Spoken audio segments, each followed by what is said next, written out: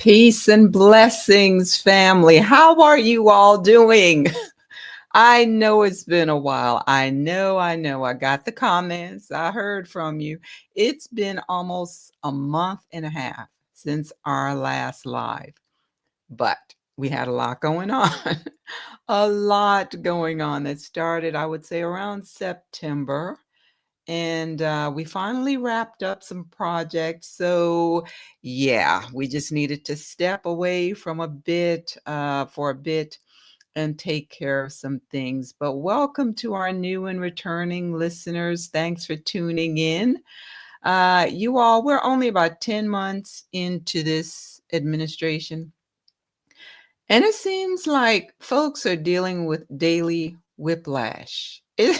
It's just too much to keep up with. But did you all see how the Senate proved once again that they are really beholden to the elite puppet masters? Did you all see that? When I saw it, I'm like, there they go. They are playing us, both parties. They are basically protecting the ruling class. So I hope you picked up on that. But yeah, we have a lot to get into tonight. Some of this stuff that's going on, you have to laugh to keep from crying when you see folks, particularly those on, left or so-called right, getting bent out of shape over their favorite political party. If you can't see that the folks at the top of both parties are carrying out their marching orders, then I just don't know what to tell you, because I think what happened this week was a perfect example of that. Just think about it. For over a decade, we heard that the Affordable Care Act is horrible after they dismantled various aspects of it. But the critics offered no solutions to fix it. Just think about that. So they allowed the costs to skyrocket. And who benefits from that at the end of the day? Who's going to benefit? Why do we have people traveling to other countries for procedures? Because it's so expensive here. The foundation of the nation is capitalism, plain and simple. And healthcare is big business. Pay attention to the number of stores and restaurants closing in your area and see what's popping up all over the place. Urgent care clinics. Follow the money and you'll see what the system was designed to do. Make the rich richer. But we can also see that the tides are turning in this nation, and not just this nation. Folks are starting to pay attention and they're asking more questions. And believe it or not, you had a part to play in that. Now, I know you're wondering, what do you mean by that? You're going to see as I get into this tonight. So again, welcome to all of those, the new and returning folks who are tuning in. Go ahead and click the like for us if you're joining us, and I will see what you're going to say later. I don't want to get into comments right now, but welcome to all of you.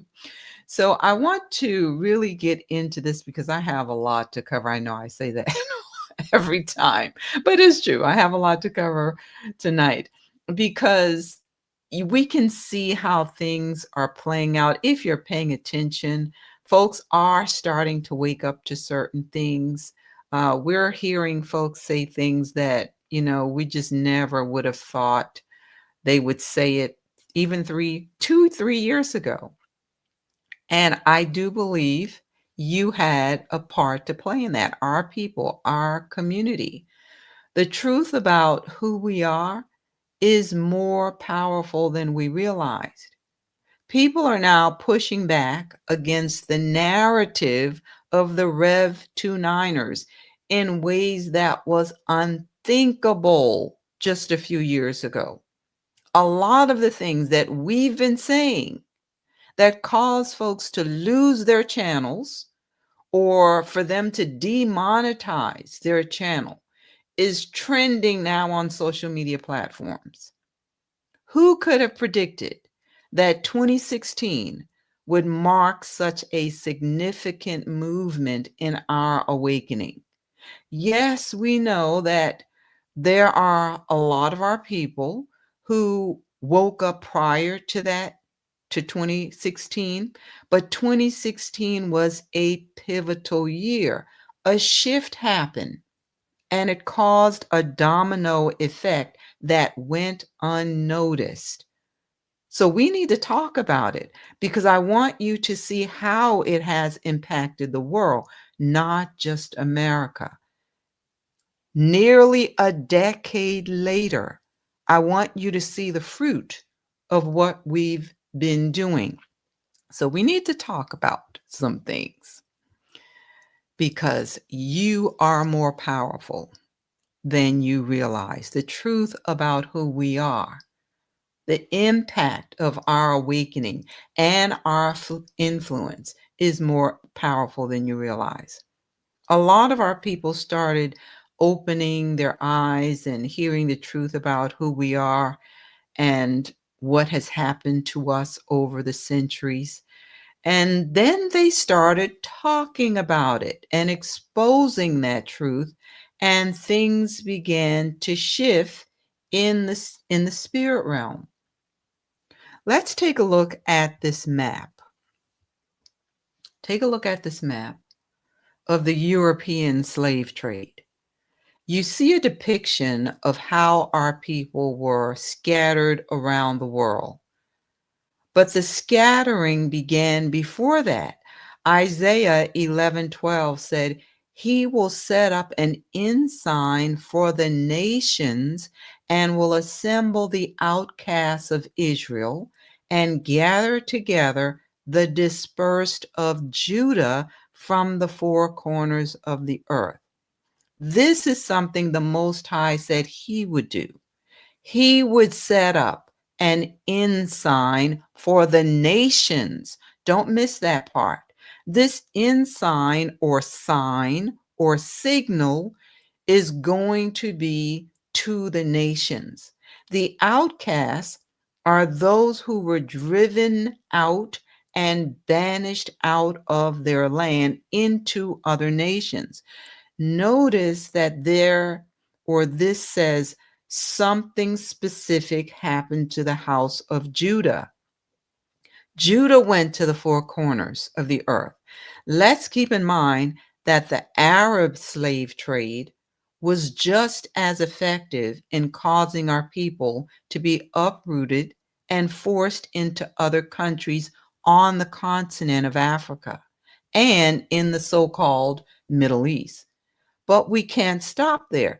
We have to go all the way back to the destruction of the temple in Jerusalem because the house of Judah remained in the land. Now, long before that, the northern tribes were kicked out of the land even before the time of Messiah. So think about how long it's been. Long enough for us to completely forget who we are, lose our identity, customs, culture, and wealth. Now that's a big component.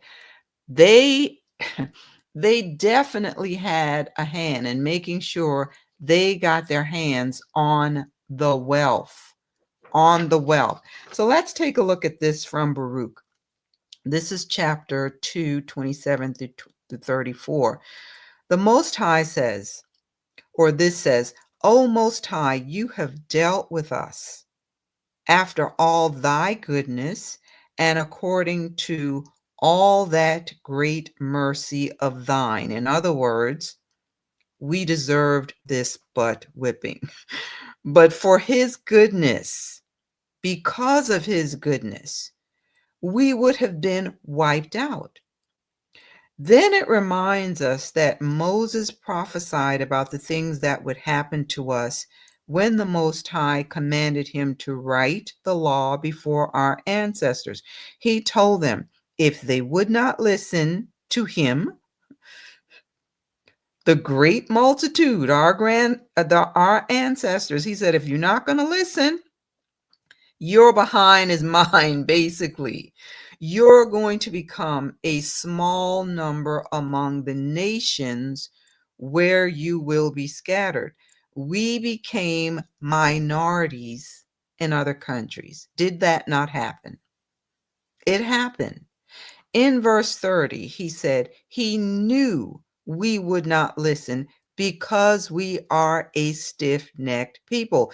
Stiff-necked is to be stubborn and rebellious. Now listen to what he said. In the land of their captivities, they will remember themselves. Now tell me, why would you need to remember something if you never forgot? Those who say they are us will tell you that they have retained their identity and their customs. But it says not only would we remember ourselves, as in who we are, but we would also remember the Most High. Listen, because he said he would give us a heart and ears to hear. Well, hear what? We would hear the story about us and what happened to us. Then he said, we will praise him and think upon his name where? In the land of our captivity, in those various places where we were scattered. Did that happen to those who say they were us? Then we would return from our stiff neck and from the wicked deeds, because we would remember the way of our fathers, the ancestors, which sinned before the Most High. What's happening? The people are repenting, not just saying words. They're turning from something to something. Verse 34 says, and I will bring them again into the land which I promised with an oath unto their fathers, Abraham, Isaac, and Jacob, and they shall be lords of it. What does that mean? They shall be lords of it. They're going to be Baals of it. They're going to be the rulers and owners of it. That's how that word is translated. And I will increase them, and they shall not be diminished. So if the signal has been given, then we should be looking for certain signs. We should be able to recognize that these things are taking place. So let's talk about 2016. Something happened, and a lot of us started hearing, wake up, wake up. But before that, Yah had already started moving in the hearts of a select group, and they started saying, we are the people. We're the Israelites. The message came out in trickles. But they kept at it and started sharing the information either in print form, on websites or social media pages. Some were on the street corners. Folks didn't necessarily agree with that method, but they certainly got the attention of folks. Others chose to deliver the message in another way. But how many of you received a lot of pushback even when you tried to talk to people and you weren't yelling and cussing? Do me a favor. Tell me how you first heard that we were the people. Was it on YouTube, from reading a book, from a family member, or from one of the guys on the street corner? Put that in the chat. How did you hear about our awakening?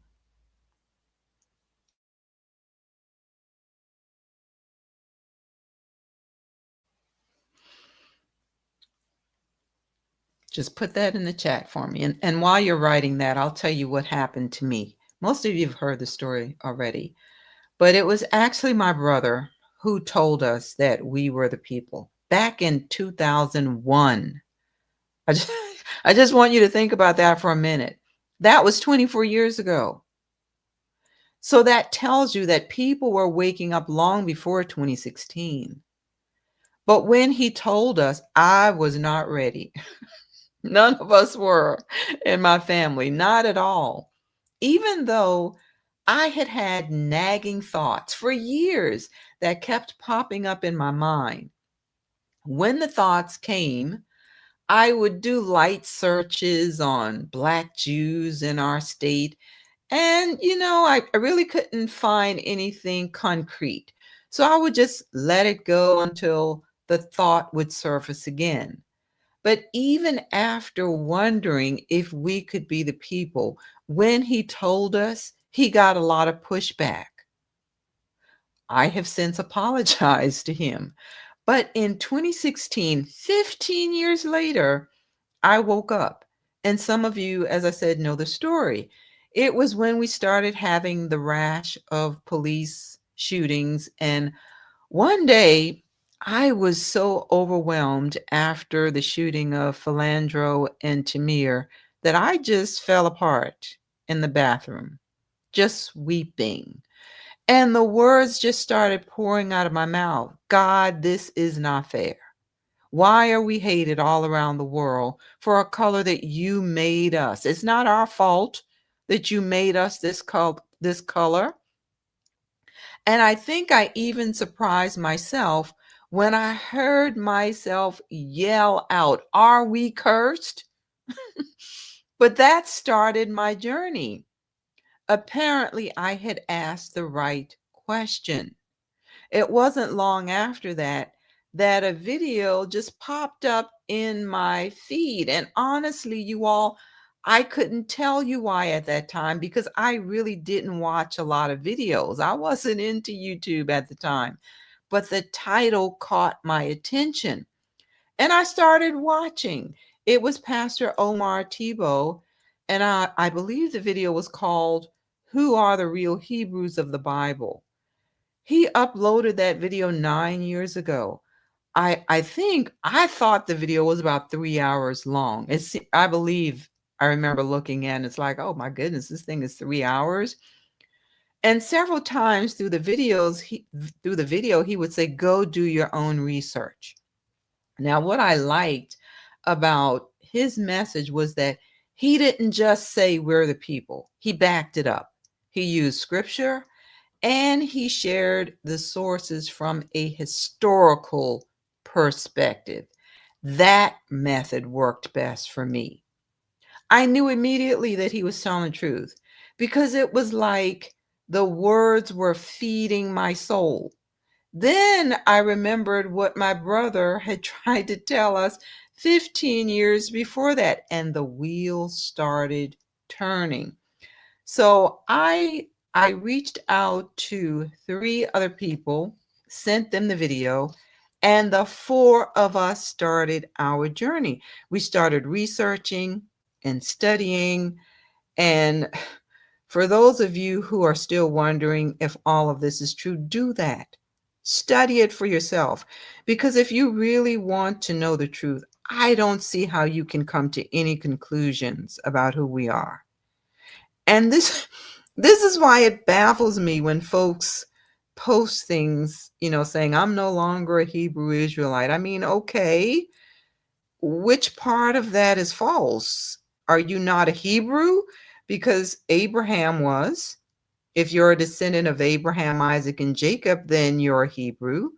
Now, it's possible that you're a Hebrew but not an Israelite, because if you're of the seed of Jacob, then you're either an Edomite or an Israelite. So that baffles me. But the 4 of us kept doing our research, and then we came across Pastor Darby. I believe that video was "Who Are We?" And I looked that up, and that video he uploaded that 10 years ago. So if I'm not mistaken, Pastor Omar actually referenced Pastor Darby and said he had called him to talk through some things. But our group, the 4 of us, we were studying, and looking things up for ourselves.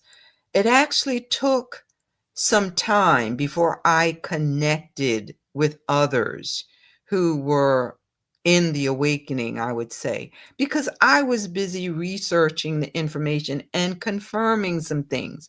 Later, I found out about Watchman and Deborah. How many of you listened to the first Whited Out video? I went back to that video when I was preparing for this and found out that they did that video 11 years ago.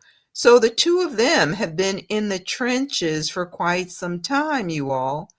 Later, I found out that there were others, but like I said, we were busy researching as we went along, and that was more important than trying to reach, or watch every video, coming out on the topic. I needed to know for myself. The other thing is, I was serving in several capacities in the church, and our own ministry was doing conferences and ministering to folks in homeless shelters, etc. I was also taking theology classes, and I found myself at a crossroads. We went through a transition. How can you know the truth and pretend like you don't know it? Everything changed. The message changed. That's when we started doing seminars in our community. We did that years before we started doing anything on YouTube. Now, I'm telling you all of this because even though folks started waking up prior to 2016, 2016 was a pivotal year for a lot of our people. A lot of people started waking up. So let's see what was happening in 2016. So the New York Times says it was a political turning point for America. Trump was elected. The article says Donald J. Trump was elected with a higher percentage of the white evangelical vote than any other Republican presidential candidate has ever received. And he received strong support from prominent Christian right leaders. Now, let's remember, during that time, our people were dealing with a lot of police violence, and Christian leaders had to be shamed into speaking up about it. Do you all remember that? They had to be shamed into saying anything. Then you saw some of the prominent leaders out there marching with folks saying they're protesting. Why did they have to be shamed into it? So this says, yet if Mr. Trump delivers on his promises, he will not give the religious right what its leaders have traditionally demanded or what the Republican Party platform calls for. Indeed, he will give them very little national legislation at all, but will instead offer them maximum latitude to pursue their agenda at the state level, a shift that may portend a potential breakthrough in the nation's polarizing culture wars. Now, just think about that. What came out of that? Christian nationalism. Christian nationalism. He also had some of our folks rolling out the red carpet for him. Do you all remember this? Donald Trump was promoted by Don King, just one of the ones out there promoting him. Don King gave a speech and he talked about the advice he gave to Michael Jackson. He told Michael Jackson, if you are poor, you're a poor Negro. But if you're rich, you're a rich Negro. If you're intelligent, you are an intelligent intellectual. You are an intellectual Negro. Then he said, if you are a dancing and sliding Negro, then you are a dancing and sliding. Then he used the N word and said, I mean Negro. But let's not miss what he said at the end. He told Michael Jackson, so dare not alienate because you can't assimilate. What was the message? The gatekeepers and the boulets assimilated, and others shouldn't criticize just because they couldn't. That was his message. To assimilate means you pretend not to see what's really happening in our community. You use the talking points prepared for you and agree with the establishment about how horrible our people are. It's your fault, but you don't dare shed light on the system that created the situation. Very much like how a lot of Christians pretended not to see the boot on the neck of the people in the Middle East, and they blamed them when those folks went on a campaign to wipe them out. But do you know who Don King was really targeting in his speech? White women. Imagine that. He said every white woman should cast their vote for Trump to knock out the system. He was telling them they were in the same boat as minorities, but their situation would improve if they voted for Trump. Now, just think about that. Listen to what he said. The white woman did not have the rights, and she still don't have the rights. And people of color don't have their rights. Those are left outs. So if you're not assimilating, you are a part of the left outs. He asked white women to support Trump and disregard reports that pervert him. Well, what was happening during that time? Trump was bogged down in sex scandals, and lo and behold, the leopard hasn't changed its spots. But Don King said, vote for Trump because he will allow for inclusiveness. So inclusivity was the carrot. But he that giveth taketh away. What else? The National Catholic Reporter says 2016 was the year racism and fear made a comeback. It began with the fatal shooting of unarmed Black men and women by police. I'll drop down. It says, no one imagined then that frustrations about race and racism in the United States, which began with police shootings, were about to get worse in the later part of 2016. They believed it stemmed from the reaction to the presidential election that had added to existing tensions over matters of race in the country. You think? They had a riot in Charlotte. How many of you remember that? It lasted 3 days. A protester died and numerous police officers were injured. Well, what caused it? A policeman became judge and jury, and Keith Lamont Scott lost his life. Many in the community believed that the police department had covered up the fact that it had been at the hands of a white officer. So demonstrators showed up with signs that said, "Stop killing us," and "Black Lives Matter." What was the response from the other folks? No, all lives matter, remember? So just sit tight because you're going to see what all of this is leading to.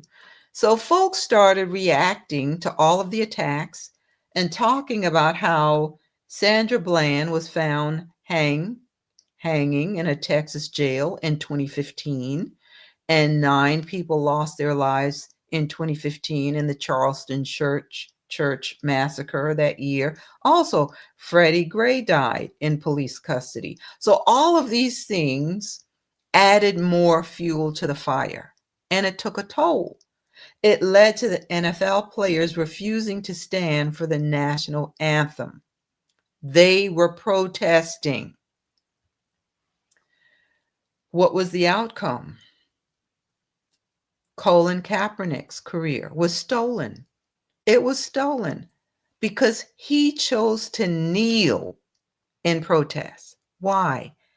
They didn't want him to raise awareness about racial injustice. Remember what Don King said.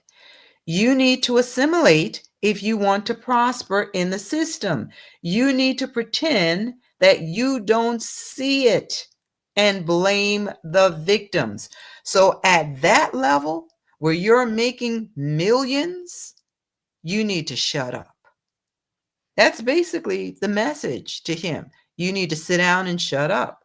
So HuffPost said 2016 was a tumultuous year, but through it all, Black Americans held it down and inspired us all to persevere.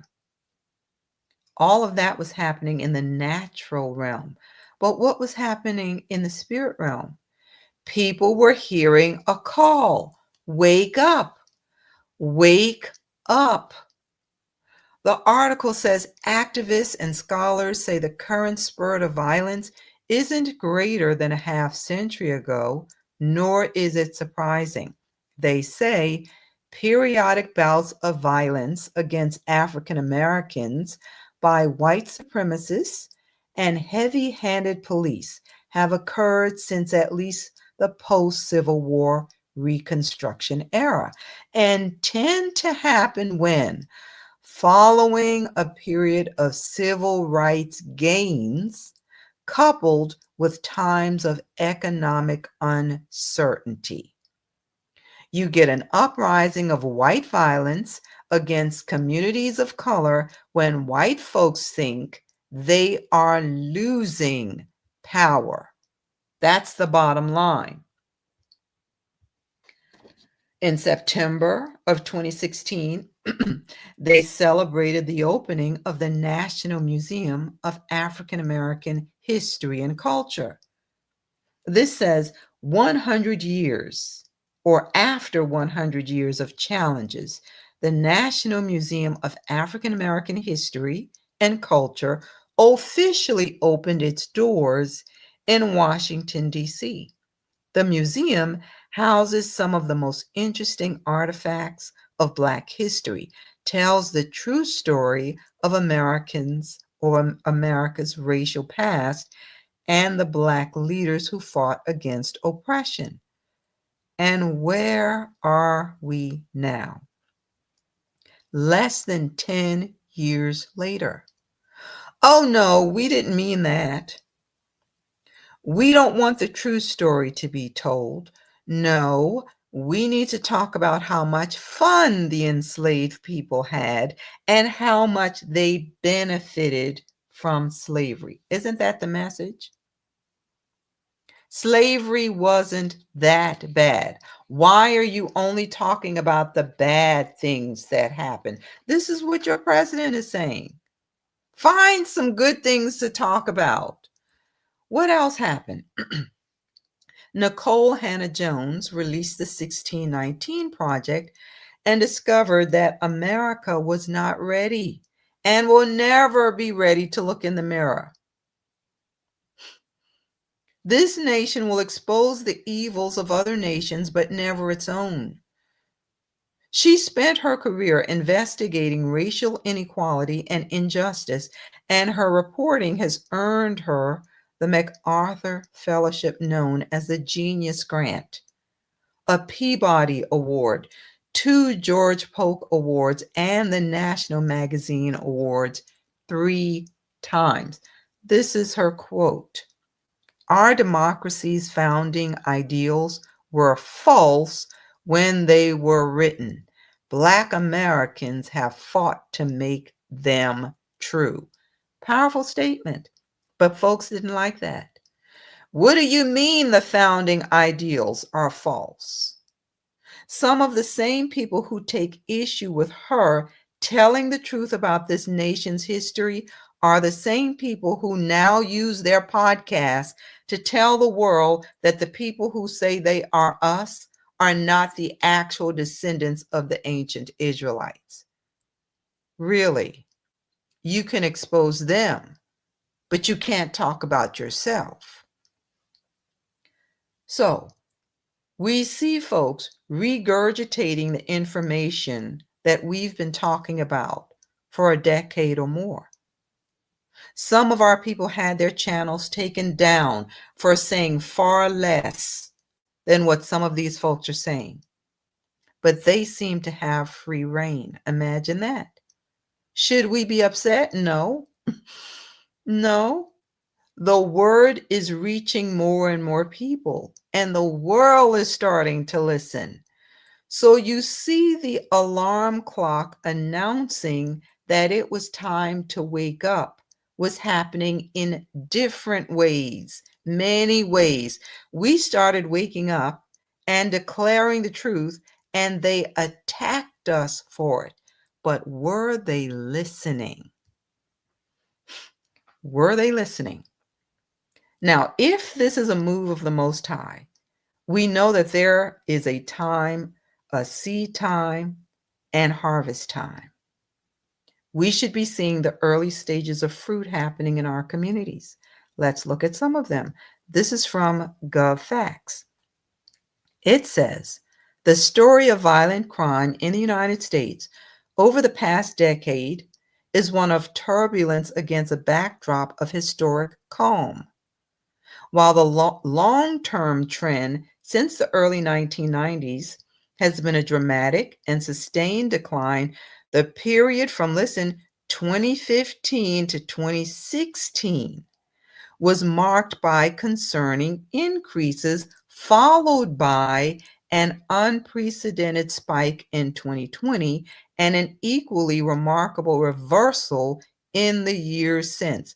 By 2022, the national violent crime rate was near a 50-year low. 50 years? But let's break this down to get a clear understanding of what this is saying. The rates went up before stabilizing. When did they see a spike? In 2020. It was the first national increase in 4 years. So around 2016, something happened. The rate started going down, and in 2020, something caused it to go back up. What was happening in 2020 to cause it to go up? The pandemic. And we'll get to that. It says this spike appears to have been a temporary shock to the system rather than the start of a new upward trend. Look at the chart. And you all, I'm sharing this because the number one thing they cite when they want to tear down our community is what? Crime. When you look at the period between 2015 and 2024, clearly there was a downward trend in almost every category. And that's why these cities are pushing back against this administration, because for the Republican Party, crime is a major talking point, particularly when they're talking about our communities. They need those numbers to stoke fears and get votes. Pay attention to what these wicked politicians say. When Republicans need votes, they talk about crime and migrants. Code for the brown people are the problem. Democrats focus on voting rights and civil rights issues, but behind the scenes, both parties keep the ruling elite happy. So when we look at 2020 to 2021, you see an uptick, and then it started going back down. Now, people who want to use this to push an agenda would never dig deeper to see why there was an uptick.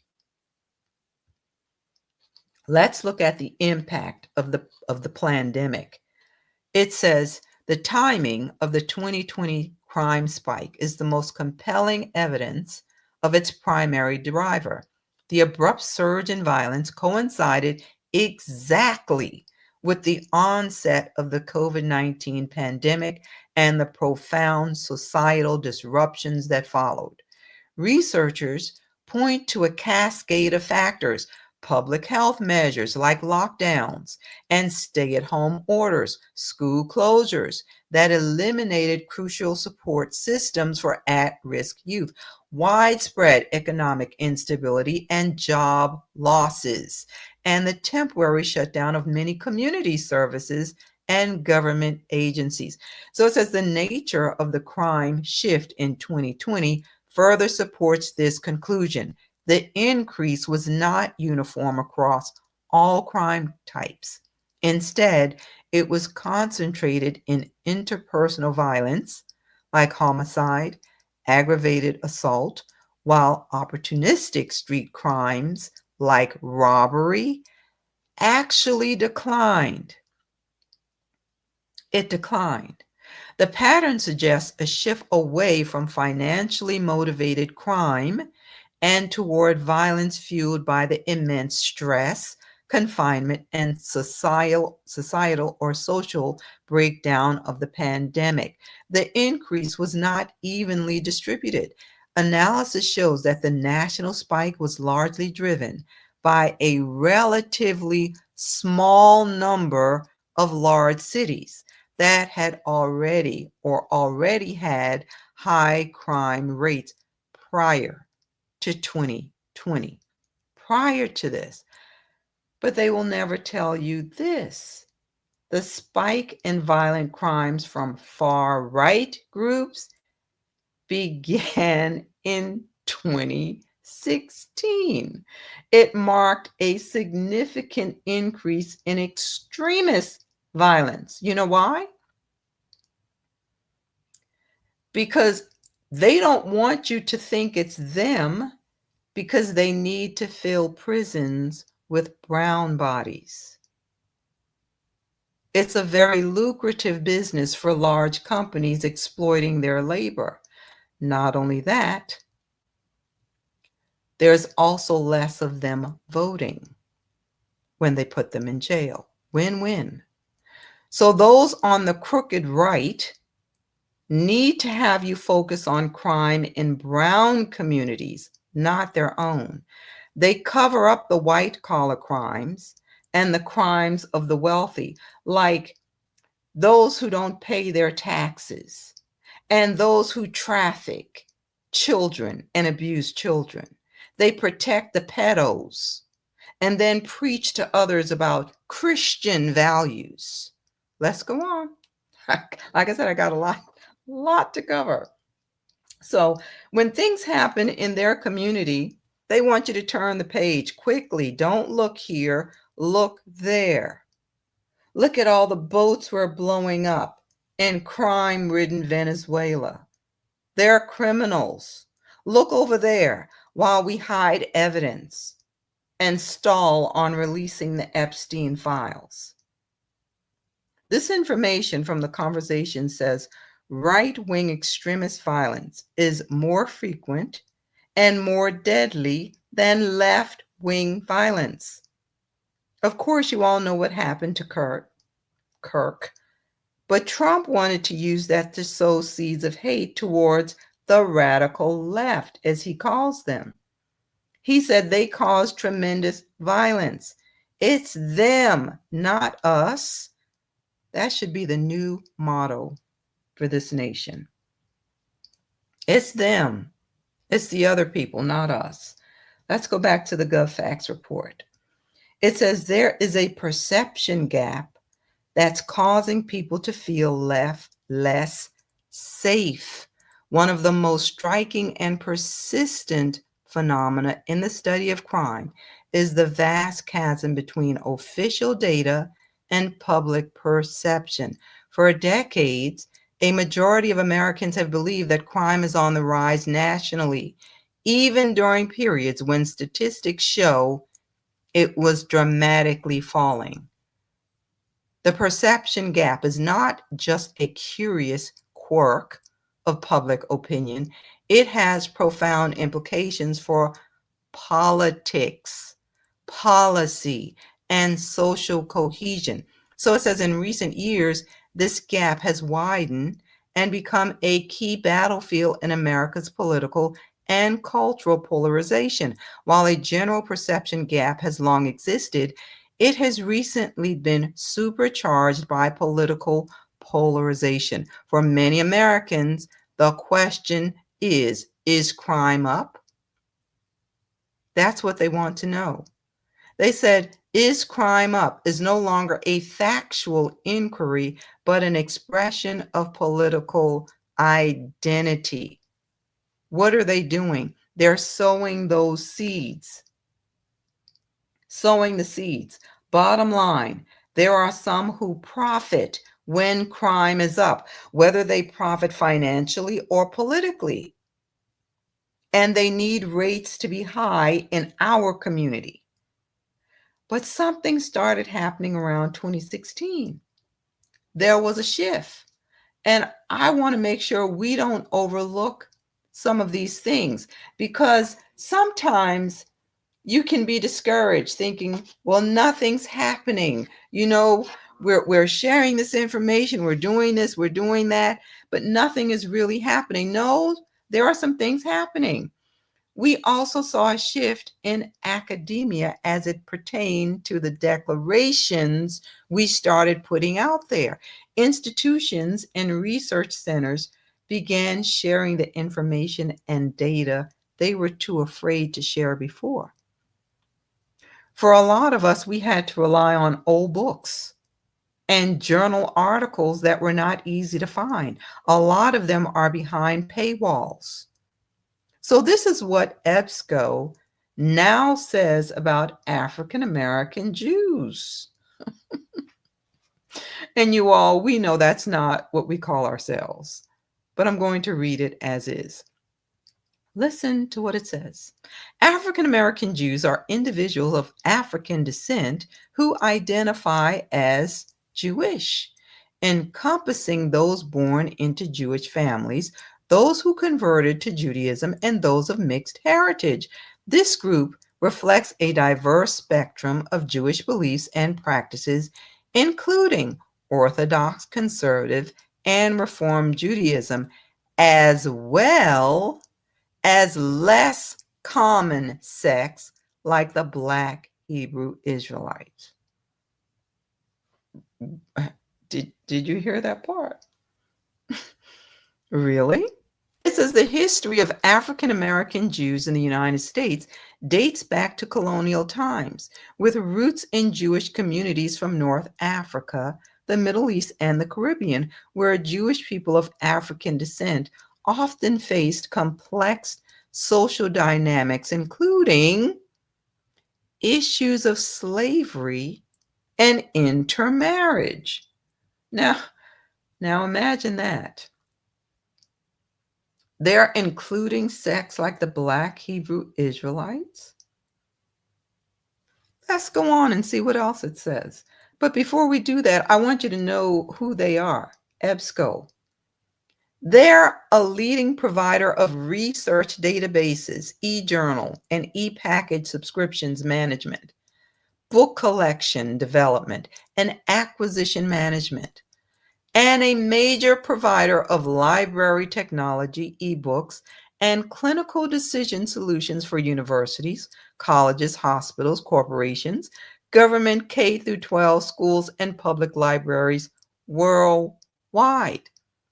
They are an industry leader, a wholly owned subsidiary of EBSCO Industries, Inc., one of the largest privately held and family-owned company in the United States. They have been in business since 1944. Now, I share that with you because I want you to listen now to what they're saying. In the first paragraph, it's primarily talking about the converts.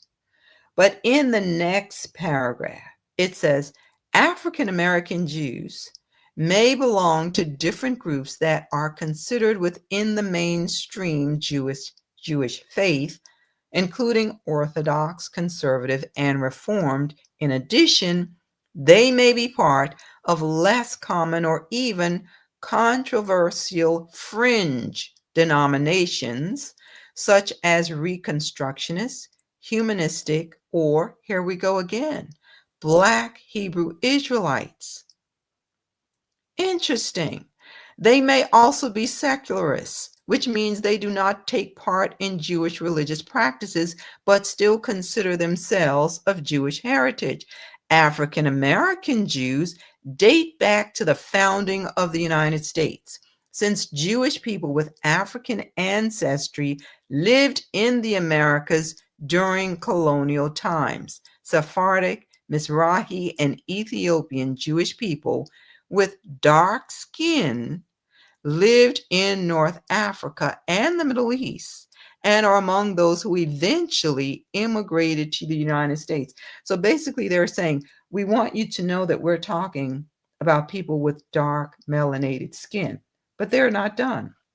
It says, historians believe these may have been Africans of Jewish faith who were forced to convert to Christianity when brought to the Americas as enslaved people, and these or their descendants later returned to their Jewish faith. Stop the presses. Seed time and harvest. Your influence has been more powerful than you realize. Let me just tell you, these changes didn't come because we remained silent. It's because we started sowing seeds. We used our words that lined up with the scripture. Yes, there's more work to be done. But what we see is a soft release happening.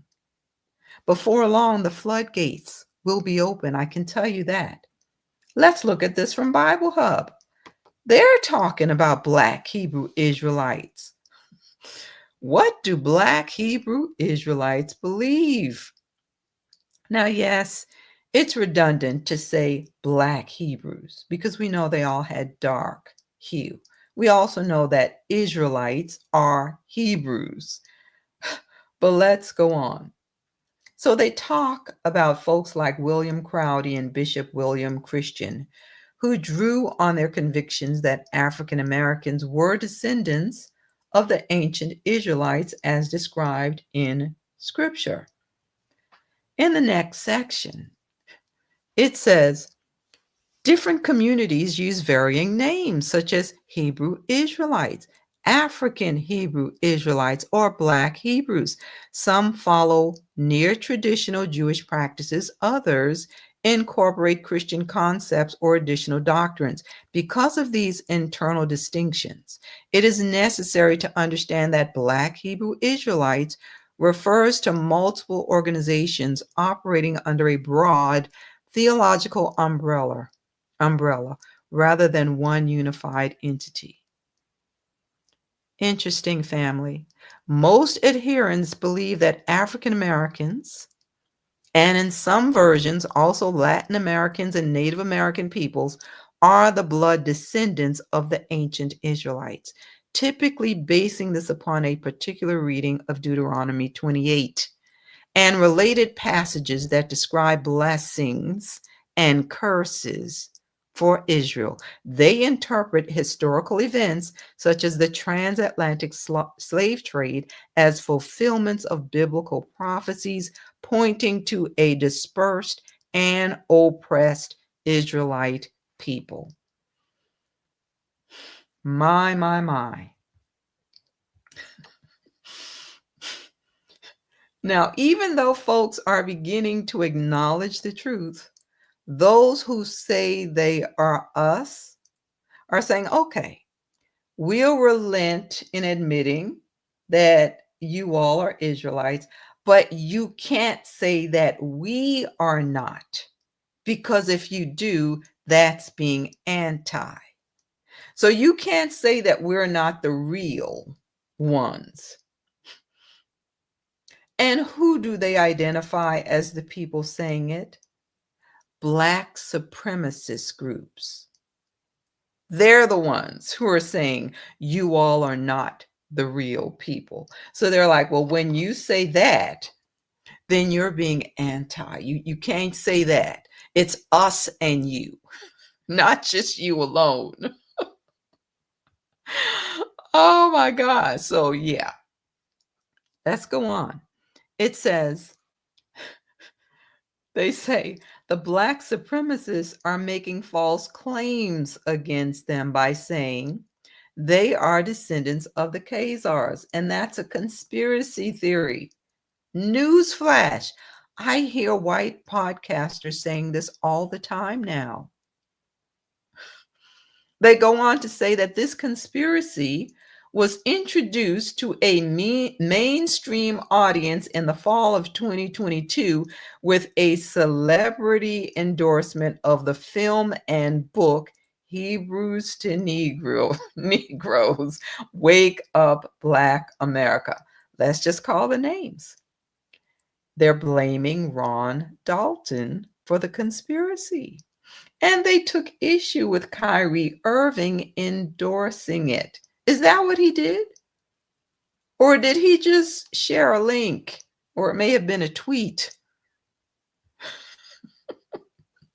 But if it wasn't for Ron Dalton, there wouldn't have been a Kyrie Irving incident. Now, folks are not just talking about what he shared, they're also talking about the Khazarian hypothesis. Just put one seed in the ground and you get a tree. Listen to what Kyrie said. He said he could not be anti Semitic if he knows where he came from. He can now say this because of the seed Ron planted. And now, when you go to social media platforms, folks are sharing scriptures and information a lot more than they did before to debunk the claim that you're being anti if you say anything they don't like. Now, compare that to what some of our people go through to the point of having to spell out words, saying ish, Rev 2 Niners. Those who say they're us, it's like, no, we can accept it from certain groups, but you all can't say it. Even today, our content is being trolled and folks are having videos removed for saying some of the same things that these people are saying. Again, we've been planting seeds backed up by scripture, and the harvest is starting to come in. So do me a favor. I want you to think of the channel or person that helped you wake up to the truth, and maybe one or two others that helped you the most as you were learning. Give them a shout out. You can do it on their channel. Let them know that you praise the Most High for the seed sown to help you on your journey. Now, you may not be able to do it for all of them because there are some who had to walk away and some were forced to shut down, unfortunately. But they planted a seed and it helped you. Well, you knew that there would be a price to pay for that. When they realized how fast the word was getting out, suddenly wokeism was evil and needed to be stamped out of society. It went beyond its origin of our people telling others to be aware of social injustices, to now include all other groups wanting to express their ideology. So this information comes from free speech. Woke refers to being aware of the society around you and speaking up for needed change or against perceived injustice. That's what it meant when our people came up with the word. The word suggests someone who has been oblivious to social issues, but then awakens to see the world differently. Tools to effect change would include the First Amendment freedoms of speech, press, petition, and assembly. While woke has origins in social awareness, in recent years, it has also been adopted as a pejorative political term, often used in the same vein as cancel culture and political correctness. A backlash to the woke movement began to emerge in 2021 with state laws to remove certain race-based information and ideas in education. In 2025, Donald Trump issued two executive orders directly attacking so-called diversity, equity, and inclusion, or DEI. He called them discriminatory and ordered them to be stopped within the federal government. You all know this. His order led to eliminating certain content about race on federal websites and a notification to schools and colleges that they will lose federal funding if they don't stop DEI activities. Who were they really targeting? Us, because the messages were effective. People were starting to listen. So we need you all to stop talking. This says Trump rebuts New York Times 1619 project with 1776 report urging schools to reject ideological poison. It's poison. Poison. The 1619 project and other historical accounts that take a critical view of the country's earliest days. So this report was developed in response to Trump's call to promote patriotic education in schools. In the report, the commission argues that schools should reject any curriculum that promotes one-sided partisan opinions, activist propaganda, or factional ideologies that demean America's heritage, dishonor our heroes, or deny our principles. Now you tell me, telling the truth about who we are, how is it affecting those things? It's their history. It's the history. They say neither America nor any other nation has perfectly lived up to the universal truths of equality, liberty, justice, and government by consent. The report says, but no nation before America ever dared state those truths as the formal basis for its politics. And none has strived harder or done more to achieve them. Are you kidding me? Are you kidding me? So in other words, we need you all to go back to sleep and pretend that the atrocities never happened because we're too fragile to handle the truth. We're too fragile. So let's make it seem like slavery was no big deal. Donald Trump won't stop downplaying the horrors of slavery. What is he trying to distract from? Yeah, I would say that's the question. What is he trying to distract from? It says the 79-year-old U.S. president branded U.S. museums such as the Smithsonian Institution as woke for highlighting the horrors of the transatlantic slave trade. I mean, wouldn't everything in the museum be considered woke if you're talking about history?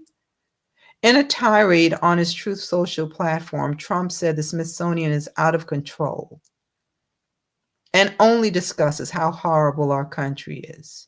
Trump said he plans to litigate what the institution is allowed to cover, claiming he has instructed lawyers to go through the museums and censor exhibits considered woke. Now listen to what he said. This country cannot be woke because woke is broke.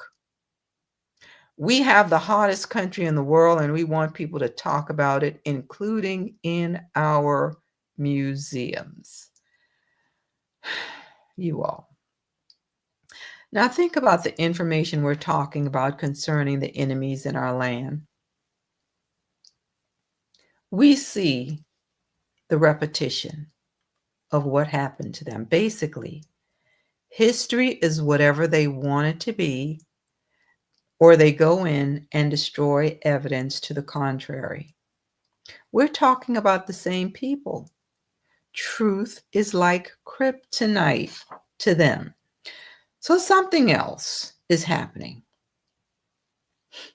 Now we have some folks on the crooked right who claim to be woke.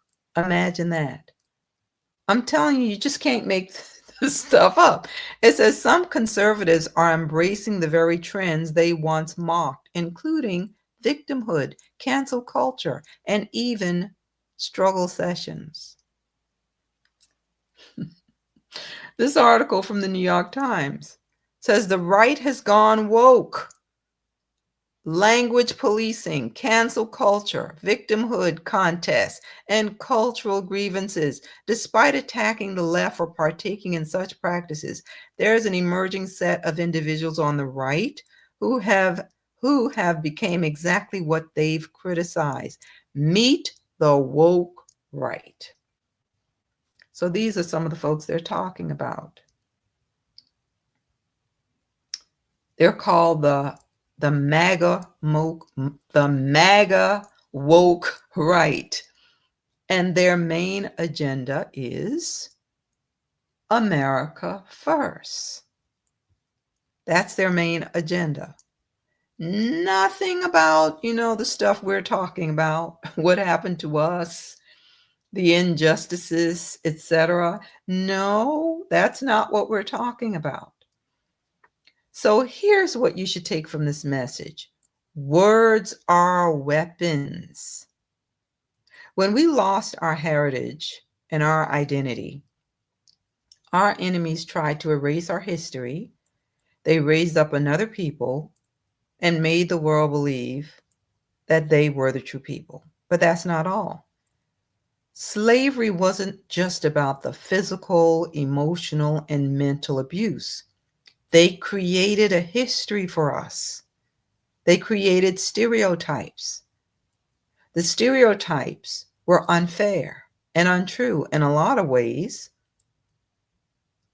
but their words about us and their perceptions seeped into our hearts. And a lot of our people still believe those words. So their actions are an indication of their beliefs about themselves. It also affected how other nations interact with us, to include some who look like us. Folks come here from different countries on the continent and other countries.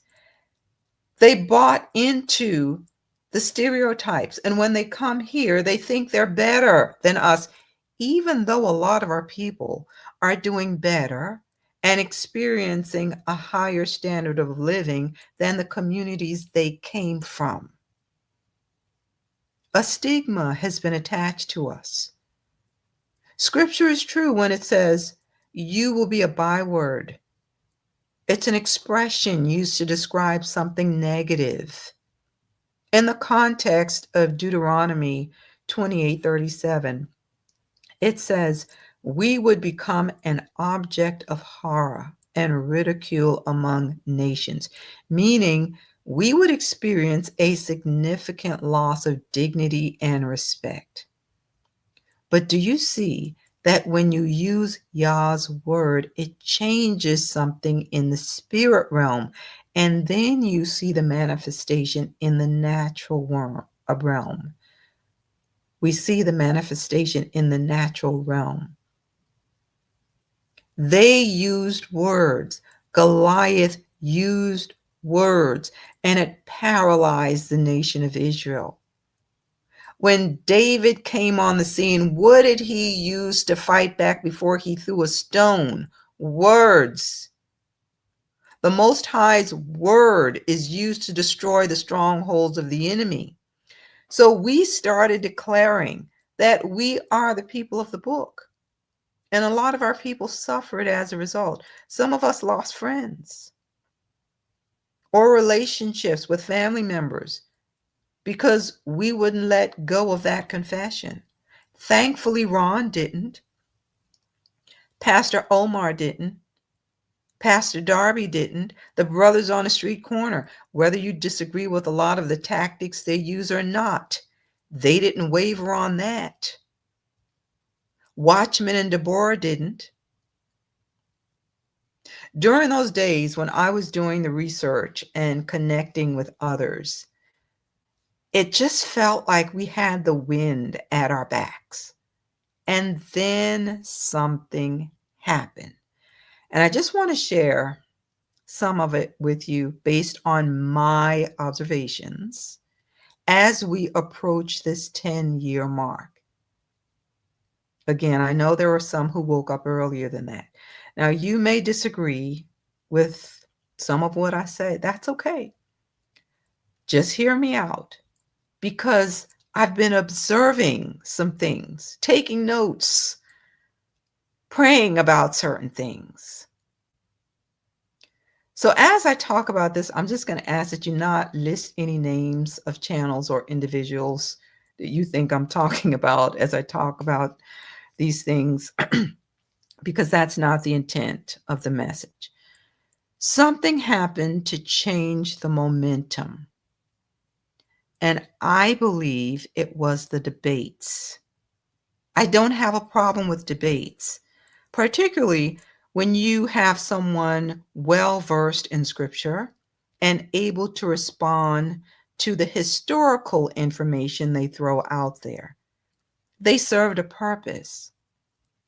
The community would rally behind the person when a debate was going on against those who were coming against us, like the exchange that happened between Dante and Brown and Ron Dalton and Rosenthal. I didn't really listen to the debates against the apologetics, so I really can't speak to that. But it was like we sharpened our swords and we went into a battle as one, encouraging that person or those people who were debating and supporting them. But then we started turning our swords on each other. And I'm just going to be honest. Those debates, it just grieved my spirit because I felt like it created division instead of helping us to advance. It was like watching two of your brothers in a boxing match, and you didn't want either one to lose because both ministries had value. I didn't want to pick a side, particularly when it got ugly and in a few cases, personal attacks were made. Those listening were backed into a corner where it seemed like you needed to pick a side. Well, because you don't like this person, well, I'm going to unsubscribe because you're having a beef with that person. I'm not doing that. I didn't do that. The channels that I was supporting before they started the debates, I'm still supporting them. Now, hear me carefully. I'm not talking about issues that the Most High is leading you to address because of a particular doctrine. Is the debate the best way to work through doctrinal issues? When you can reach out to the person and say, are you free for a quick call? I wanted to talk through such and such with you to make sure I'm hearing you correctly. Or do a quick email exchange and then call if you still can't work it out. And I'm specifically speaking about those who are over groups, those over channels, etc., because it's just not possible to do that with every single person who's listening to your message and they don't agree with something. I know I certainly don't have time, to do that with everybody. But sometimes when there's a disagreement, you may be perceiving something that the person said incorrectly, and a call also gives you a chance to hear the tone of the person's voice that won't come across in an email message. Now, of course, there may be some who you've tried to talk to, and some folks are operating under a different spirit, so it didn't turn out well. You have to leave those people to Yah. David had to do that with Saul. You can't make peace with a man who has war in his heart. So, yes, there will be some exceptions. But even then, deal with the doctrine, not personal attacks. When you're trying to solve it with a debate on a public platform, people want to save face. Even when someone counters the argument and make valid points, a lot of folks won't concede because of the people listening. So they start going down, what about street? Well, what about this? And what about that? If the purpose of the debate is to come to an understanding about truth, is there a better way to reason together about Yah's word? Just pause and think on that. It may be something that requires some time so you can think through it, meditate on it, pray about it, and then meet up again for additional talks. The ultimate goal is to increase in knowledge and understanding so that it benefits the entire community, right? I've had several offline conversations with folks. I mean, you have to schedule time for it. Sometimes it will take weeks to get to that call. But what's wrong? What's wrong with that? The other part of this, with almost 12 years into the research and study, I believe that a lot of our disagreements are caused because many of us are pulling information from various sources, and the information will be different based on the century when it was written or the language it was written in. For example, I've come across a lot of names of people and places, and after digging deeper into it, I found that that person was known by many different names in other cultures. Or a word may mean one thing in one culture and something completely different in another culture or century. So one person may be looking at one piece of the puzzle based on the meaning and culture in the 5th century, and another is looking at it when it was written in the 16th century. Good example.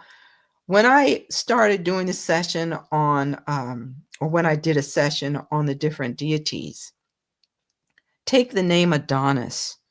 That's the Greek name. But Adonis was also known as Tammuz or Dumuzi in the Babylonian tradition. He's associated with the Egyptian god Osiris. The Romans used Venus in Roman mythology. And that's another point. Some of the gods were male in one culture and female in another. On certain things, family, it may be time to put those puzzle pieces together so that we can get a better picture. Instead of going around trolling people's channels, looking for ways to debunk everything. Your whole ministry is about debunking what people say. I mean, really? Is that what this is supposed to be about? The majority of your messages focus on snippets after you trolled people.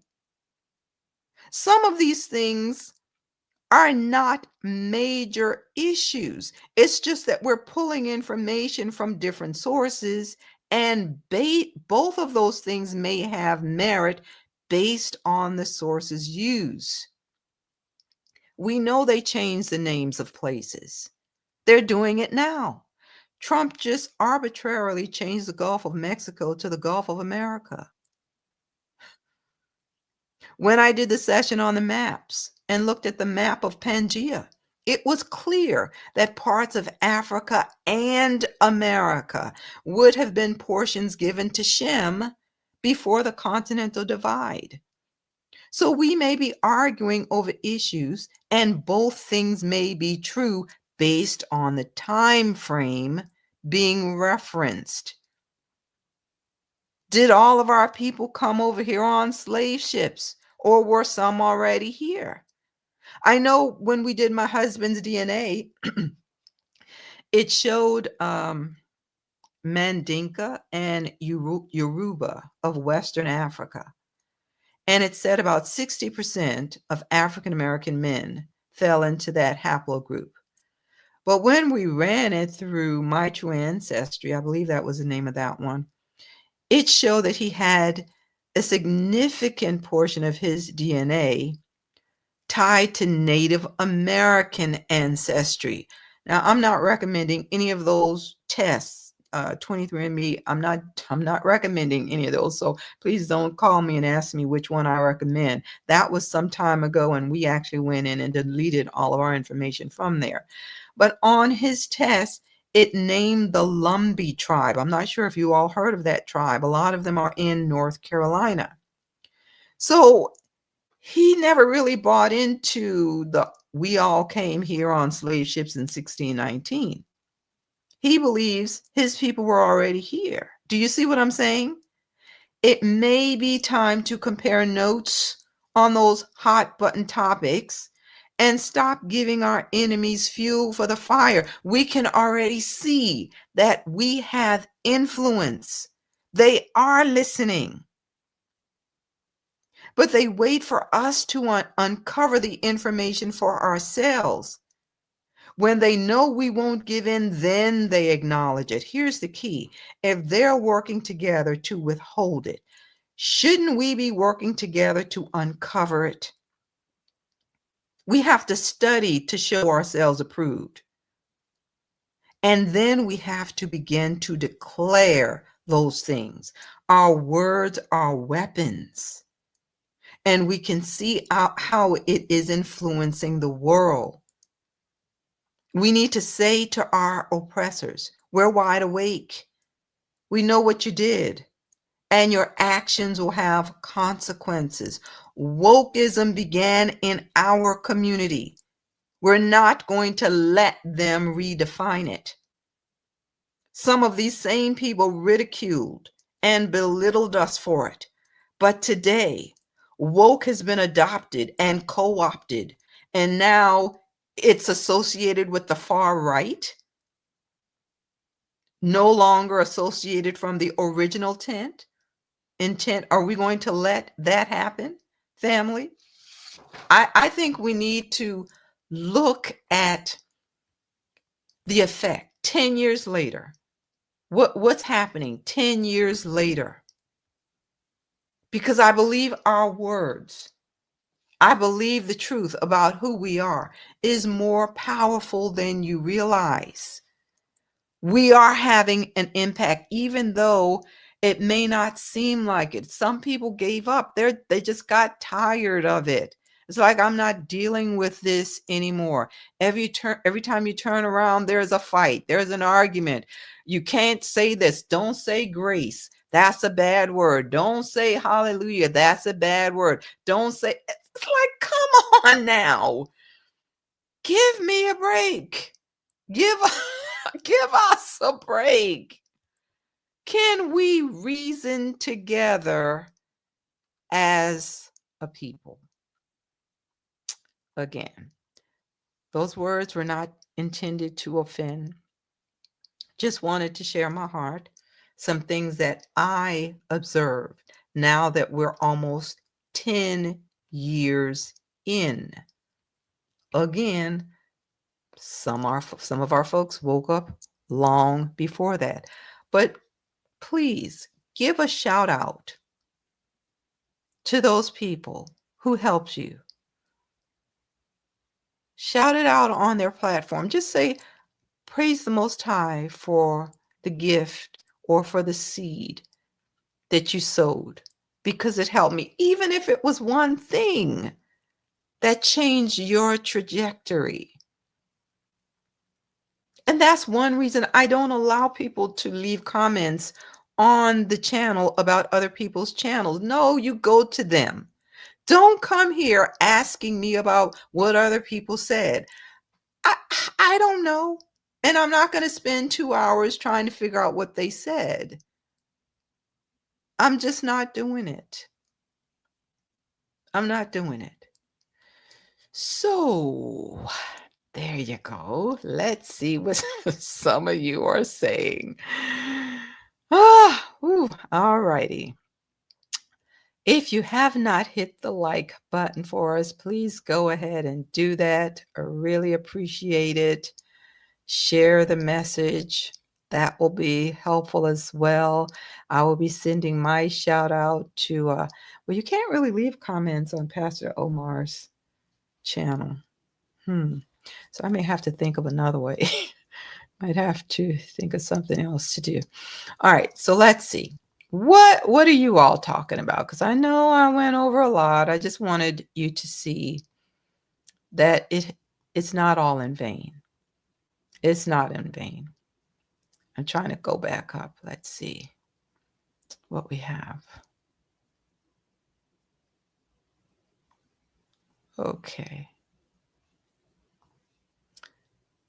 Jerron says the Most High woke me up when I was 7 years old in Christian church.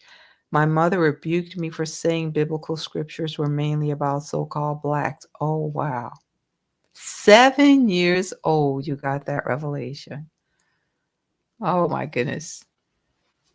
Wow. I mean, yes, I believe he was working with me for a while, and I was so entrenched in churchianity. I couldn't receive it at that time. The gathering of the scattered. Crime statistics only matter when they are directed. There you go. That's exactly it. That's it. Notorious Hebrew. Different wings of the same sis, you know you are too much. Oh my goodness. Peekaboo says in 2016 through 2019, there were numerous signs in the heavens, blood moons, eclipses, and supermoons that were very strange. Now, see, I didn't even think about that part. Thanks for sharing that. Okay, so a lot was happening. A lot was happening. And greetings to the moderators. Thank you all for all that you do. I really appreciate it. Byron says, sis, my blind self just noticed the 3 in your name. My bad, but you answered me anyway. Thanks. Oh, I think he was referring to someone else. I'm not sure on that one. David's crime is down. Let's see. Just scrolling through a bit. So a lot of you have Pastor Darby as the first one that you listened to.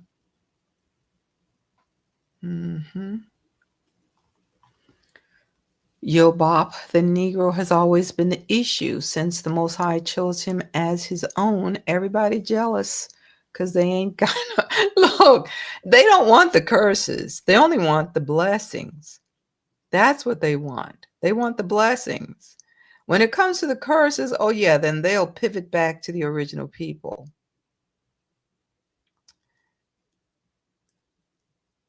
Ivan says, I ain't vote for this system anyway. Miss the original school? That's exactly what it is. Prison industrial complex, like the military industrial complex. Betty says, persecution is supposed to push us back to Yah in Yehoshua and the covenant. Yah never broke his covenant. We did. Yes. That's why we got our butts whipped. That's exactly why we got our butts whipped. IMO, plus they will continue to sit in prison, most likely to survive. Yeah, that's the thing too. That's the whole thing. How you doing? Whole truth, so help me Yah. They need to know we still believe in the system. Remove ourselves from all their corrupt systems. Let's see. Lizette, they will never shine a light on their white collar crimes. No, no, no. They focus on us. How you doing, Brother Harold? Was praying for you the other day. Always has been them. Yep. Yes. Ah, Sister Shay. Yeah, they would have to look in their own backyards if they did, right? No, they don't want to do that. They don't want to do that. She says the chat is on fire. No wonder I'm barely getting through some of these. Okay. Let's see. Trying to get through as many as I can. Okay.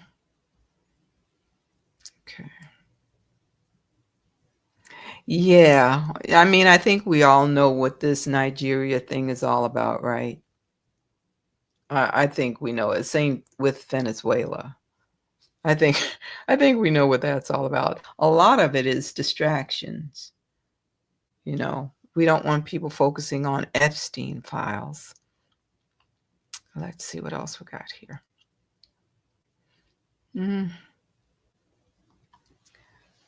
Buttercup. I went through my own awakening by finally studying at home. I found out later that there were lots of other people and it wasn't the first time. Good for you. I mean, I would definitely encourage that. Do your own studying. Don't just sit back and say, oh, I don't believe this is true. I don't see how you can come to a different conclusion unless you just don't want to see the truth. You can see the truth, like some of these podcasters, you can see the truth that, oh, they are not really the people, but you won't ask the question, well, who are the people? And it's obvious that you don't study scripture because you can't just say, oh, well, Israel has been replaced, because the nation has a certain assignment in the last days. So no, I don't buy that at all. You don't want to know the truth. Yah Saint says Judah will be found not guilty. That's what he said. That is what he said. Oh, Brother Byron. Yeah. And who put it in our community? They've always had an agenda. We're going to put this in your community, get you hooked on it, then arrest you, then use the crime statistics against you. I mean,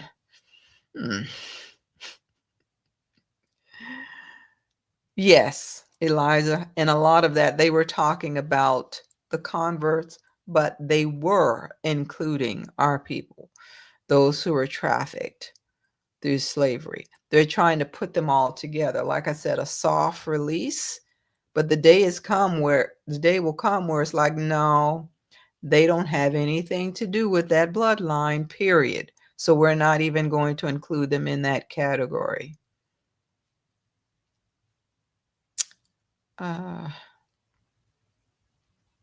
Let's see.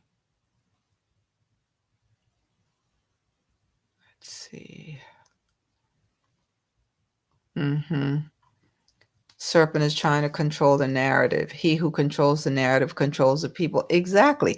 That's why they keep inserting themselves into it. Okay, we'll give you all that. You can say that you are. You just can't say that we're not. Then you're being anti.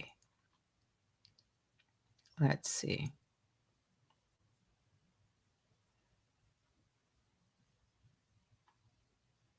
Yes, they absolutely know. They have the information. They have all that information. They didn't want to put it out there. Like I said, it's almost like They want to see how much of it we will actually find out about. I just got my DNA, 89% Nigerian, Central American, Portuguese, and something else. Mm-hmm. Yeah. And as I was saying, when I shared mine, a lot of us are not mixed. So, I mean, I know a lot of our people had to go through with the abuse, but all of us are not mixed. So, fetus child, once again, they are trying to tell us who we are. Exactly. Exactly. Miss, your original school, an Israelite cannot be called a Jew, nor can a Jew be called an Israelite. Thank you for sharing that.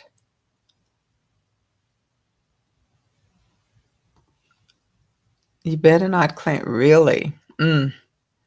Mm.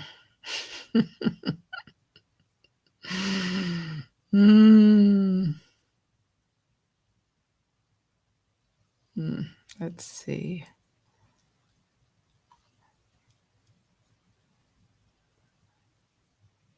Let's see.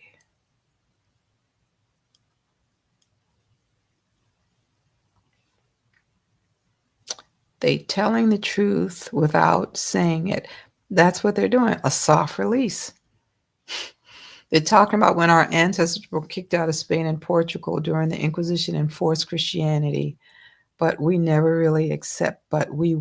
never really accepted. Right.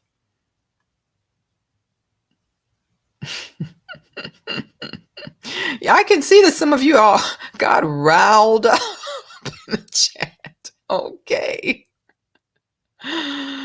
Um, Dwight Reed, the entertainer Sammy Davis Jr., said we were the people back in the 50s, and the owners of the entertainment industry stopped him from talking about it.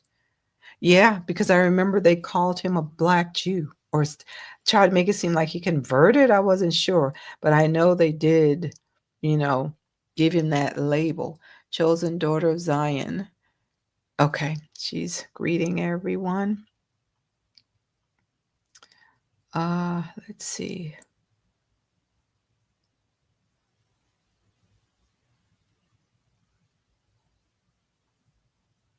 Trying to get through some of them. Okay, so Carl is commenting on the same thing that he converted. Okay, so he converted then. Yeah, I remember them calling him a Jew.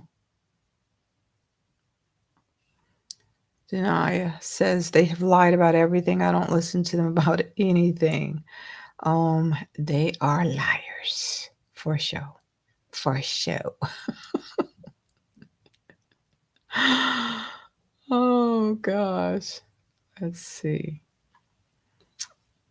Let's see a few more. I know it's 9:38 and some of you need to go to bed. I do. All right, so some of you are shouting out. The folks, let's see. Truth Unedited, Dante, Teo, Pastor Darby, Ron Dalton, the House of Jacob Bible Study. All right. Let's see.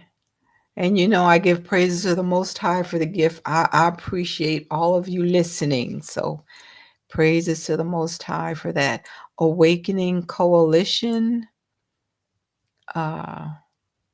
Seed of Israel, Benaiah, Ben Israel. Let's see.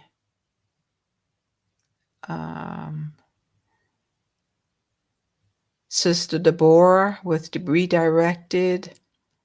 Yekri. I'm not sure I'm saying that one right. Yekri. I'm not sure about that one. So my apologies. Songhai says, I knew who we were at least 4 decades before I even knew who Ron Dalton was. Awesome. 4 decades, 40 years. Someone else is shouting out, Brother Jimmy, Pastor Kelly, Benaiah Israel, Kingdom Preppers, Sister Shonda, Brother Yakoba, Brother Karis, Brother Yerushalayim. Hope I'm getting that right. Let's see. Open Diary, Lisa Cabrera, School of the Hebrews, Brother Yerushalayim. Is that how you say his name? Sister Naya says, so many of my brothers and sisters enlighten me. Well, praises to the Most High for that. Someone is shouting out, Straightway. Pastor Dowell, Sunday Sabbath, got her started. Let's see. Brother Jacob Israel, Daniel Solomon, God's Warrior 829. Low Bro JB Zion, is that the name of it? Let's see. Seed of Israel, did I call that one? Let's see who else. I don't know if that's supposed to be Sister E. I'm not sure about that one. The ISUPK, or Commanding General Yohana of the ISUPK. All right. Let's see. Daniel, is that supposed to be 714 Ministries? And yes, I'm taking the time to do that because sometimes you all, it's just nice to know you're appreciated. The work that you're doing is appreciated because it's not easy. I can tell you that. Like I said, I praise the Most High for the gift. Let's see who else. Trumpets Call, Amaria. Let's see. Missy Darby. Let's see. Trying to look through the ones I haven't called out. I think I called We Woke Now, Pastor Kelly. McHugh. IUIC. Reclaiming the Throne. All right now. Judah Israel. Let's see.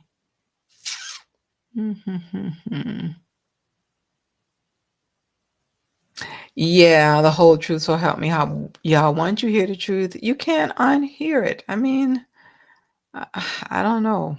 These folks who are just like, I'm walking away from it all. I mean, then who are you then? All right, African Exodus, Israel of God, Church of Israel, Israel Church of Jesus, House of Jacob. Mr. Original School said he just had way too many to list here. Zion Dynasty. Let's see. Let's see who else. Shout out to TCA for provoking thought and action. Let's see.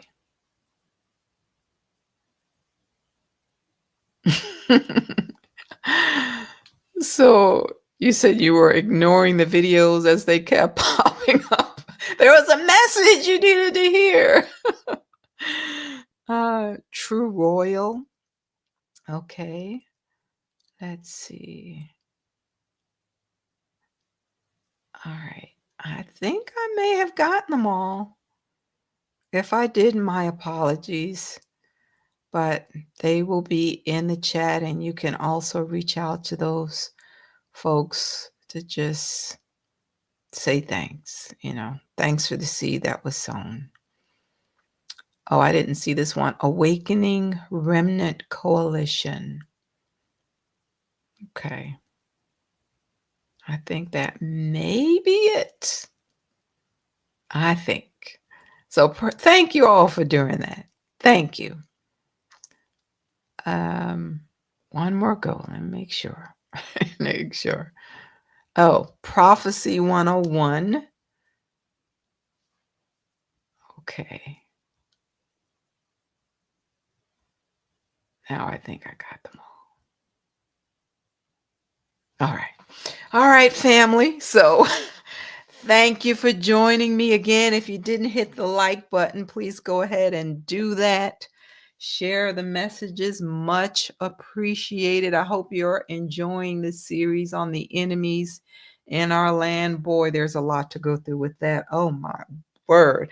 Folks fussing at me like, we need more than 30 minutes. I'm like, if you knew how much stuff I'm trying to weed through here, it's either find a good stopping point at 30 minutes or we're going to be at an hour and 30 minutes. So sometimes it's just about finding a good stopping point and then picking up on it in the next session. But I do appreciate you all listening and sharing the messages. So, again, peace and blessings to all of you. Enjoy the rest of your week and join me next time.